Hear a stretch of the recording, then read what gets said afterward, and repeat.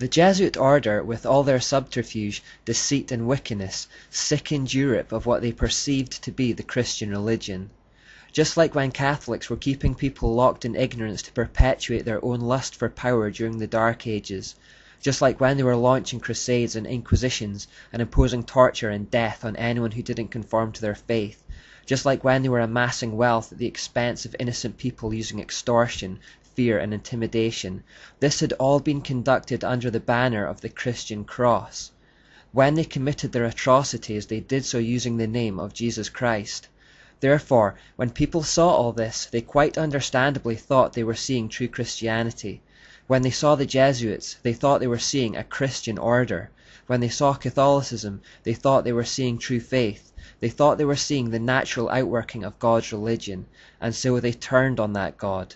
This anger towards the wickedness of the Jesuits and Catholicism ignited a movement called the Enlightenment.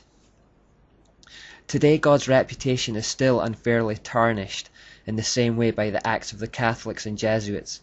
For example, when a Christian condemns Muslim terrorists for blowing up buildings in the name of Allah, it's not uncommon to hear a retort along the lines of, "Well, Christianity doesn't exactly have a good track record either, does it?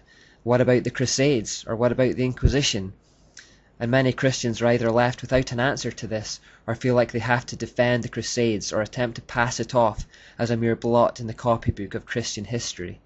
The fact is that the Crusades were not a Christian endeavour at all, they were a Catholic endeavour, and as I've hopefully shown in the previous section, those are very different things. As I also hope to show, many of the people being tortured and killed by the Catholic Inquisition were in fact true Christians. That's not to say that Christians have always behaved impeccably, but the gods behind Catholicism are Baal, Asherah, and ultimately Lucifer or Satan. As we've seen, the Jesuit order in particular was dedicated to the Asherah goddess, but many Christians still don't understand this, let alone non-Christians, and I hope I've done something to clear that up. When I think of the Jesuits, I tend to think of them as spiritual suicide bombers. Sure, all the people of the nations of Europe turned on them, and sure they were run out of every country in Europe and ruined their reputation, but vitally for Satan, at the exact same time, they also took down God's reputation with them. People turned on the God they thought the Jesuits represented. It was fifth column tactics. The Jesuits pretended to be a part of the thing they wished to destroy.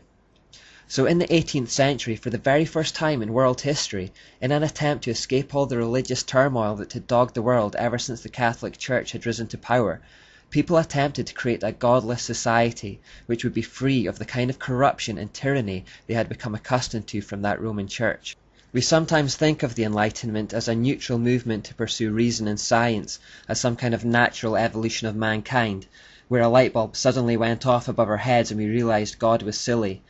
In reality, it was a reaction to something. It was first and foremost, at its heart, an anti-God movement.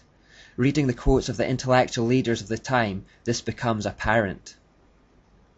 Voltaire said, "You will notice that in all disputes between Christians since the birth of the Church, Rome has always favoured the doctrine which most completely subjugated the human mind and annihilated reason." He also said, "As you know, the Inquisition is an admirable and wholly Christian invention to make the Pope and the monks more powerful and turn a whole kingdom into hypocrites."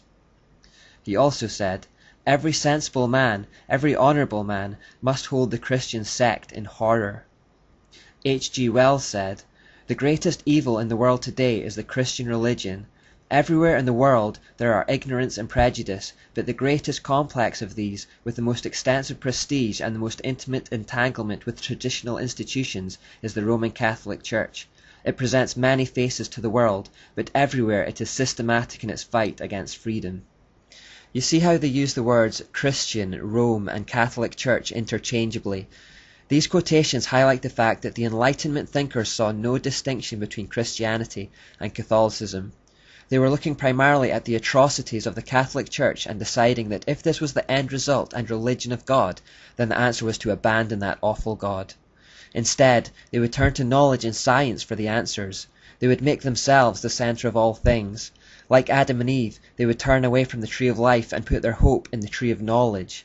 Like Adam and Eve, they would not see that they had in fact been deceived by the serpent who had whispered into their ears that God was a wrathful deity of hate, intent on keeping their minds in darkness and ignorance.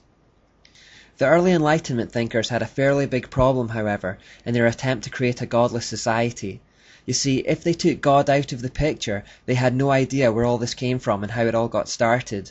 The idea of evolution, which suggested all things could be explained without any kind of creator at all, did not gain public acceptance until Charles Darwin published his book, The Origin of Species, and this book wasn't published until 1859.